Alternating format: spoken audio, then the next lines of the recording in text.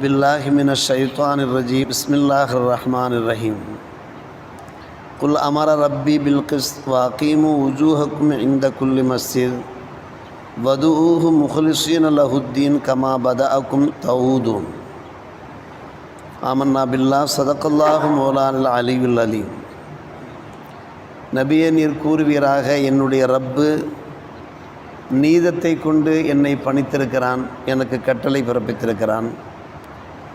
ஒவ்வொரு மஸ்ஜிதிலேயுமே உங்களுடைய முகங்களை காபாவை நோக்கி நேராக்குங்கள்.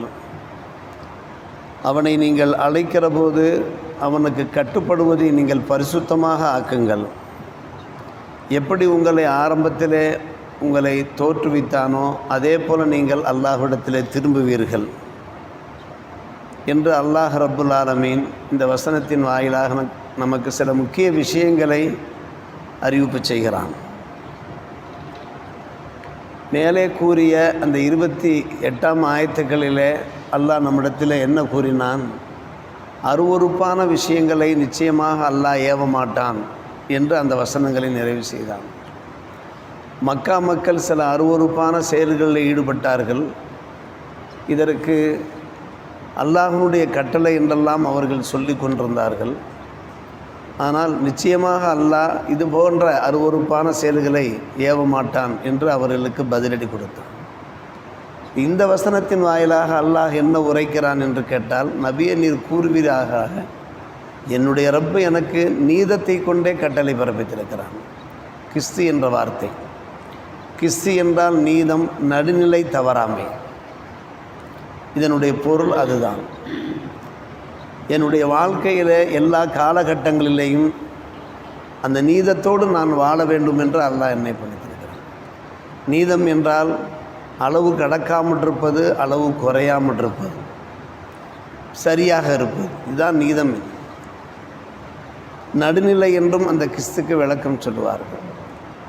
நம்முடைய இஸ்லாமிய மார்க்கத்தை பொறுத்தவரை கொள்கைகள் அடிப்படையாக இருந்தாலும், வணக்க வழிபாடுகள் அடிப்படையாக இருந்தாலும், கொடுக்கல் வாங்கலாக இருந்தாலும், சமுதாயத்தோடு சம்பந்தப்பட்ட எந்த ஒரு விஷயமாக இருந்தாலும், குடும்ப வாழ்க்கையாக இருந்தாலும், அதில் நீதம் இருக்கிறது. நடுநிலை தவறாமல் வாழ்வது என்பது இருக்கிறது. நம்முடைய மார்க்கத்திற்கே உண்டான ஸ்பெஷலிட்டி. எல்லாவற்றிலேயுமே ஒரு நடுநிலையை பேணும்படி நம்முடைய மார்க்கம் நம்மை பணித்திருக்கிறது. வணக்க வழிபாடுகளாக இருந்தாலும் சரி, ஒரேடியாக வணங்கி கொண்டே இருங்கள், தொழுது கொண்டே இருங்கள், எப்போது பார்த்தாலும் திக்ர் செய்து கொண்டே இருங்கள் என்றெல்லாம் நம்முடைய மார்க்கம் சொல்லவில்லை. அல்லாஹ் ரசூலோடு நீங்கள் ஒரு நெருக்கத்தை ஏற்படுத்தி கொள்ளுங்கள். இறை சிந்தனை உங்களுக்கு இருக்க வேண்டும். அதே சமயத்தில் உங்களுடைய குடும்ப வாழ்க்கையிலையும் நீங்கள் ஈடுபட வேண்டும். இந்த உலகத்திலேயும் நீங்கள் வாழ்வாங்கு வாழ வேண்டும் என்று தான் பணித்திருக்கிறது. நம்முடைய கொள்கையில் எடுத்துக்கொண்டாலும் கூட ஒரு வெறித்தனமான கொள்கைகள் கிடையாது, ஒரு நீதமான கொள்கை தான். இந்த கிறிஸ்துக்கு இப்னு அப்பாஸ் ரலியல்லாஹு அன்ஹுமா அவர்கள் தருகின்ற விளக்கம் லா இலாஹ இல்லல்லா என்கிற கலிமா. இந்த லா இலாஹ இல்லல்லா என்கிற கலிமாவை சொல்லும்படி என் ரப்பு என்னை ஏவிருக்கிறான் என்று கூறுது.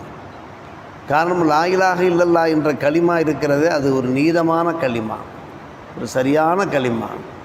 வணக்கத்திற்குரியவன் அல்லாஹ்வை தவிர்த்து வேறு எவருமே இருக்க முடியாது.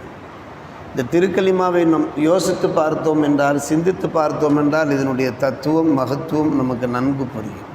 சொல்வதற்கு நேரம் கிடையாது என்று இப்னு அப்பாஸ் ரலியல்லாஹு அன்ஹு அவர்கள் எடுத்துரைப்பதோடு, இங்கே அல்லாஹ் வேறு சில செய்திகளை பதிவு செய்கிறான். உங்களுடைய முகங்களை நீங்கள் காபாவை நோக்கி நேராக்குங்கள். நம்பர் 1, உங்களுடைய வெளித்தோற்றம் சரியாக இருக்க வேண்டும். எங்கே உங்களுக்கு எந்த பள்ளிவாசலில் உங்களுக்கு தொழுகை கிடைக்கிறதோ அங்கே தொழுது கொள்ளுங்கள். ஒரு பள்ளிவாசலில் நீங்கள் இருக்கிறீர்கள், அங்கு பாங்கு சொல்லப்பட்டு விட்டது என்றால் தக்க காரணம் இல்லாமல் இன்னொரு பள்ளிக்கு செல்ல வேண்டிய அவசியம் இல்லை.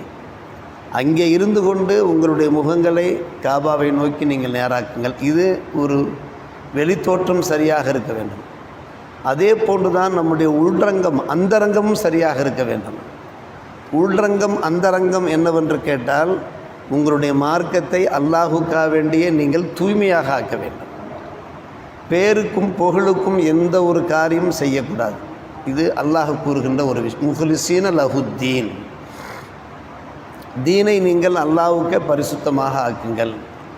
தீனுக்கு ஒரு பொருள் என்னவென்று கேட்டால் கட்டுப்படுதல் என்பது பொருளாகும். நீங்கள் கட்டுப்படுகிறீர்கள் என்றால் உங்களுடைய நோக்கம் அல்லாஹ்வுடைய திருப்பொருத்தமாக இருக்க வேண்டும். ஆக உங்களுடைய வெளிரங்கமும் சரியாக இருக்க வேண்டும், உங்களுடைய உள்ரங்கமும் சரியாக இருக்க வேண்டும், நியத்து பரிசுத்தமாக இருக்க வேண்டும். நீங்கள் காபாவை நோக்கி நேராக்குங்கள் என்றால் என்ன அர்த்தம்? நீங்கள் தொழுகிற போது ஒரு பக்கமாக திரும்பி நீங்கள் நிற்கவே கூடாது, நேராக நிற்க வேண்டும். உங்களுடைய குதிங்காலோடு குதிங்கால் இணைந்திருக்கிறதா, உங்களுடைய காலுடைய விரல்கள் நேராக இருக்கிறதா என்பதெல்லாம் சற்று நீங்கள் கவனித்து பார்க்க வேண்டும். அதில் ஒரு சிறந்த பயிற்சியும் இருக்கிறது, உடல் பயிற்சியும் இருக்கிறது. நீங்கள் சாதாரணமாக நீரோ ஸ்பெஷலிஸ்ட்டை சென்றீர்கள் என்றால் உங்களை அவர்கள் செக் பண்ணுகிற போது இப்படித்தான் செக் பண்ணுவார்கள். நேராக நில்லுங்கள் பார்ப்போம், கையை நேராக நீட்டுங்கள் பார்ப்போம், என்னையே பாருங்கள், நான் ஒரு விரலை காட்டுகிறேன் அந்த விரலையே பாருங்கள் என்றெல்லாம் செக் பண்ணுவதை பார்க்கலாம்.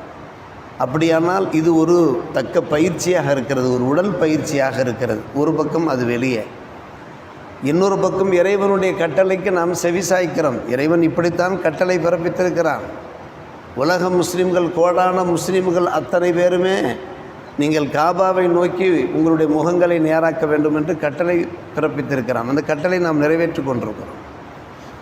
இது ஒரு விஷயம். அருமை சகோதரர்களே, பெரியவர்களே, கமா பதாவுக்கும் தவுதும், ஆரம்பத்தில் எப்படி அல்லாஹ் உங்களை தோன்ற செய்தானோ அதே போன்று நீங்கள் அல்லாஹ் பக்கம் மீளப் போகிறீர்கள். எப்படி இந்த உலகத்திற்கு நீங்கள் வந்து சேர்ந்தீர்கள்? வெறும் கையோடு வந்து சேர்ந்தீர்கள், அழுது கொண்டே நீங்கள் வந்து சேர்ந்தீர்கள். அதற்கு பின்பு நீங்கள் அல்லாஹ்விடத்தில், என்னிடத்தில் நீங்கள் வந்து சேரத்தான் போகிறீர்கள். அது ஒரு நேரம். இதை நீங்கள் நினைத்து பார்க்க வேண்டாமா? கமா பதாவுக்கும் தவுதும், இந்த உலகம் என்பது உங்களுக்கு நிரந்தரம் அல்ல. அடுத்து அல்லாஹ் கூறுகிறான், ஃபரீக்கன் ஹதா வ ஃபரீக்கன் ஹக்கா அலைஹுமுல் லலாலா. ஒரு பிரிவினருக்கு அல்லாஹ் ஹிதாயத்து காண்பித்திருக்கிறான், அந்த ஹிதாயத்தில் சென்று கொண்டிருக்கிறார்கள். இன்னொரு பிரிவினர் மீது லலாலத், வழிகேடு உறுதியாக ஆகிவிட்டது. அவர்கள் தான் தோன்றித்தனமாக வாழ்ந்து கொண்டிருக்கிறார்கள். எப்படி வாழ்ந்து கொண்டிருக்கிறார்கள் தெரியுமா? இன்னகும் இத்தகது ஷயாத்தீன அவுலியா மின்தூனில்லா, சைத்தான்களை அவர்கள் நண்பர்களாக ஆக்கி கொண்டார்கள் அல்லாவை விட்டுவிட்டு. இதில் ஒரு வேடிக்கை என்னவென்று கேட்டால், வயஹசபூன் அன்னகும் முஹ்ததுன், நாங்கள் நல்வழிதான் இருக்கிறோம் என்று அவர்கள் எண்ணிக்கொண்டிருக்கிறார்கள். ஒரு மனிதன் ஒரு கெட்ட செயலை செய்கிறான் என்று வைத்துக்கொள்ளுங்கள். நான் கெட்ட செயலை செய்கிறேன் என்று அவன் நினைத்து அவன் செய்தான் என்றால் திருந்திவிட வாய்ப்பு இருக்கிறது. நன்கு கவனிக்க வேண்டும். நாம் தப்பு செய்கிறோம் என்று எண்ணிக்கொண்டே ஒருவன் தப்பு செய்கிறான் என்றால் என்றாவது ஒரு நாளைக்கு அவனுடைய உள்மனசு உறுத்த ஆரம்பிக்கும், மனசாட்சி உறுத்த ஆரம்பிக்கும். அதிலிருந்து அவன் விடுபட வாய்ப்பு இருக்கிறது. தப்பு செய்து கொண்டு நான் சரியாதான் செய்கிறேன், என் செயல்பாடுகள் எல்லாம் சரிதான் என்று ஒருவன் நினைத்தான், எப்படி அவன் திருந்துவான்? ஒருபோதும் அவன் திருந்தவே மாட்டான். அல்லாஹ் இந்த வசனத்தில் கூறுகிறான், சில பேர் சைத்தான்களின் நண்பர்களாக நேசர்களாக ஆக்கி கொண்டிருக்கிறார்கள் அல்லாவை விட்டுவிட்டு. இந்த யஹ்சபூன், அவர்கள் எண்ணுகிறார்கள் அன்னகும் முஹ்ததுன், நாங்கள் ஹிதாயத்தில் தான் இருக்கிறோம் என்று. செல்வதோ சைத்தானுடைய வழி, இப்லீஸுடைய வழி, நடவடிக்கை எல்லாம் இப்லீஸுடைய நடவடிக்கை. ஆனால் வெளியே பறைசாற்றுவதோ நான் நன்றாகத்தான் இருக்கிறேன், சரியாகத்தான் இருக்கிறேன், என்னுடைய செயல்பாடுகளெல்லாம் சரியாகத்தான் இருக்கிறது என்று சொல்வது. இவர்கள் மீது லலாலத்து உறுதியாகிவிட்டது என்கிறான் அல்லாஹ். இவர்கள் ஒருபோதும் திருந்தப் போவதில்லை, மாறப்போவதில்லை, இவர்கள் நரகத்திலே கொண்டு போய் தள்ள வேண்டும் என்று அல்லாஹ் கூறும். அல்லாஹ் நம்மை பாதுகாக்க வேண்டும். ஒரு சாரார் அல்லாஹ் அவர்களுக்கு இதாயத்து செய்கிறான். என்ன காரணம்? அவர்கள் நல்லதே சிந்திக்கிறார்கள், நேர்மையானதே சிந்திக்கிறார்கள், அல்லாஹ் ரசூலை பயந்து வாழ வேண்டும் என்று சிந்திக்கிறார்கள். இவர்களுக்கு அல்லாஹ் துணை நிற்கிறான். எப்படி துணை நிற்கிறான்? மேலும் மேலும் நாம் நல்வழியிலே செல்வதற்கு அல்லாஹ் துணை நிற்கிறான். அல்லாஹ் பாக்கியசாலிகளிலே நம்மை சேர்க்க வேண்டும். எனவே அற்புதமான ஒரு வசனம், சூரா அல் ஆராஃப் 7ஆம் அத்தியாயத்தில் 29ஆம் வசனம்.